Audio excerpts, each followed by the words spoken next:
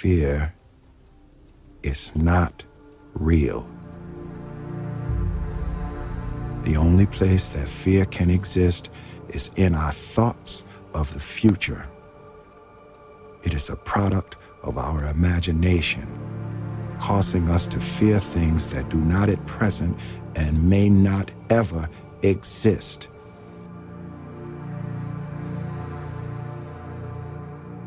Fail big. That's right. Fail big. Today's the beginning of the rest of your life, and it can be very frightening. It's a new world out there. It's a mean world out there, and you only live once. So do what you feel passionate about. Take chances. So don't be afraid to go outside the box. Don't be afraid to think outside the box. Don't be afraid to fail big, to dream big. But remember, dreams without goals are just dreams, and they ultimately fuel disappointment. So have dreams, but have goals. Life goals, yearly goals, monthly goals, daily goals. I try to give myself a goal every day, and understand that to achieve these goals, you must apply discipline and consistency. Hard work works. Working really hard is what successful people do. Remember, just because you're doing a lot more doesn't mean you're getting a lot more done. Remember that. Just because you're doing a lot more doesn't mean you're getting a lot more done. Don't confuse movement with progress. And it's not how much you have, it's what you do with what you have. We all have different talents. Some of you will be doctors, some lawyers, some scientists, some educators, some nurses. The most selfish thing you can do in this world is help someone else. Why is it selfish? Because the gratification, the goodness that comes to you, the good feeling that I get from helping others, nothing's better than that. Nothing's better than that. Not jewelry, not big house I have, not the cars, but it's the joy. That's where the joy is, in helping others. That's where the success is, in helping others. Everything was done to try to learn how to become a better basketball player. Everything. And so when you have that point of view, then literally the world becomes your library to help you to become better at your craft. How did you get mentally and emotionally so strong where it doesn't bother you? You know, you got to look at the reality of the situation. You know, like for me, it's not, you kind of got to get over yourself. Like, it's not about you, man. Like, okay, you feel embarrassed. You're not that important. Get over yourself. That's where you go. Get over yourself, right? Like you're worried about how people may perceive you, and like you're walking around and it's embarrassing because you shot 5 air balls. Get over yourself. And then after that, it's okay, well, why did those air balls happen? You cannot teach 49, 48-inch, whatever the vertical leap is, and you cannot teach that, right? Sure.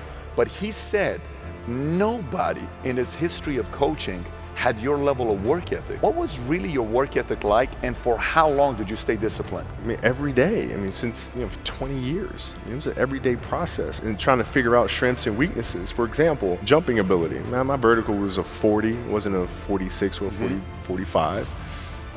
My hands are big, but they're not massive. Right? So you got to figure out ways to strengthen them so your hands are strong enough to be able to palm a ball and do the things that you need to do. Quickness, I was quick, but not insanely quick. I was fast, but not ridiculously fast. Right? So I had to rely on skill a lot more. I had to rely on angles a lot more. I had to study the game a lot more. But I enjoyed it though. So like from the time I can remember when I started watching the game, I studied the game and it just never changed. My father could have been a great comedian, but he didn't believe that that was possible for him. And so he made a conservative choice. Instead, he got a safe job as an accountant. And when I was 12 years old, he was let go from that safe job, and our family had to do whatever we could to survive. I learned many great lessons from my father, not the least of which was that you can fail at what you don't want. So you might as well take a chance on doing what you love. When I was about 28, after a decade as a professional comedian, I realized one night in LA that the purpose of my life had always been to free people from concern, just like my dad. And when I realized this, I dubbed my new devotion the Church of freedom from concern. What's yours? How will you serve the world? What do they need that your talent can provide? That's all you have to figure out. As someone who's done what you're about to go and do, I can tell you from experience, the effect you have on others is the most valuable currency there is. You can join the game, fight the wars, play with form all you want, but to find real peace, you have to let the armor go. Your need for acceptance can make you invisible in this world. Don't let anything stand in the way of the light that shines through this form. Risk being seen in all of your glory. I've often said that I wished people could realize all their dreams and wealth and fame so that they could see that it's not where you're going to find your sense of completion. Like many of you, I was concerned about going out into the world and doing something bigger than myself, until someone smarter than myself made me realize that there is nothing bigger than myself. The thing that has worked for me is to remember the hard times. A big movie comes out back in the days when I was wrestling with WWE, a WrestleMania match, anything big that would happen, I would always take a moment and I'd just remind myself, all right, I was evicted when I was 14. We were kicked off the island. We couldn't live in Hawaii.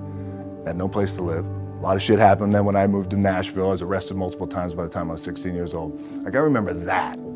If I were playing on this team, and it allows me then to be present in the moment and understand, holy, the stuff I have around me right now, this is the that I dreamed of when I was a kid. I am here. I played for University of Miami. What helps me is to keep the hard times in the front of my mind, because it allows me to go into these big moments that I've worked my ass off, and you guys have worked your ass off. It allows me to go into these big moments with a different perspective. What it also does for me, I keep my back up against this motherfucker every day. It's against this wall, but it's up against this motherfucker because it's what I believe in. And when my back is against this motherfucker, then there's nowhere to go but that way. That's it. So I feel like this could be something, an ideology and mindset that could help you. Could. My back is up against this mother, and this is how I operate. Now, doesn't mean you don't smile, doesn't mean you don't laugh and joke, right? You're happy, I'm a happy guy. But when it comes to business, and when it comes to executing, it's up against this. And I gotta go that way. And I don't give a who is in front of me. They're not gonna stop me.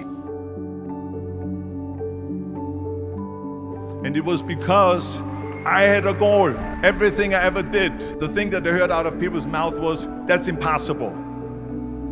That can't be done. Or no. So whenever someone said to me, it can't be done, I heard, it can be done. When they said no, I heard yes. And when they said it's impossible, I heard, it is possible.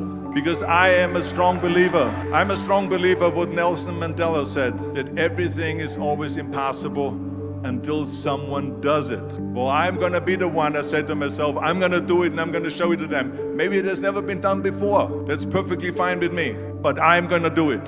Because I believed the very body that they said can never be sold because the time is wrong. A few years later, I'm doing Conan the Barbarian, and it was the #1 hit at the box office when it came out. Think about that. And the director says, if we wouldn't have had his body, we would have had to build one. So all of a sudden, my body became an asset, not a liability. And the same thing was with Terminator. After we were finished filming Terminator, Jim Cameron said to the press, if Arnold wouldn't have had that accent and talked like a machine, I think the movie wouldn't have worked. So think about that. The body and the accent that they attacked was an asset.